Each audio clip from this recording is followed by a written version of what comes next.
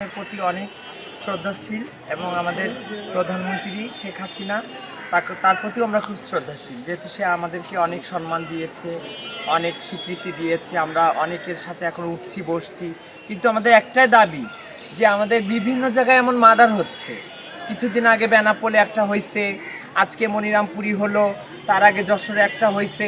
তা আমাদের এইটা প্রশাসনের কাছে অনেকভাবে আমাদের চাওয়া যে আমাদের এই খুনের যারা যারা এইসব করে তাদেরকে আপনারা তদন্ত করে তাদেরকে আপনারা নিয়ে আসে আইনের নিয়ে আসে, আওতায় নিয়ে আসে আপনারা আমাদের একটা সুস্থ বিচার দেখান, যাতে আমাদের কোনো মায়ের বুক এরকম খালি না হয়।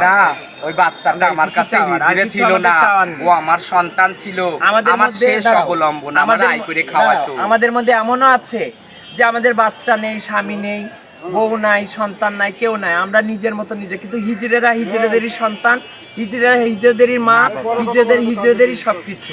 আমাদের তৃতীয় লিঙ্গের মধ্যে এমন আমাদের গোষ্ঠ, কিন্তু আমরা প্রশাসনের কাছে চাই যে আমাদের সুস্থ একটা বিচার আপনারা দেন, যাতে পরবর্তীতে এরকম কিছু না হয়।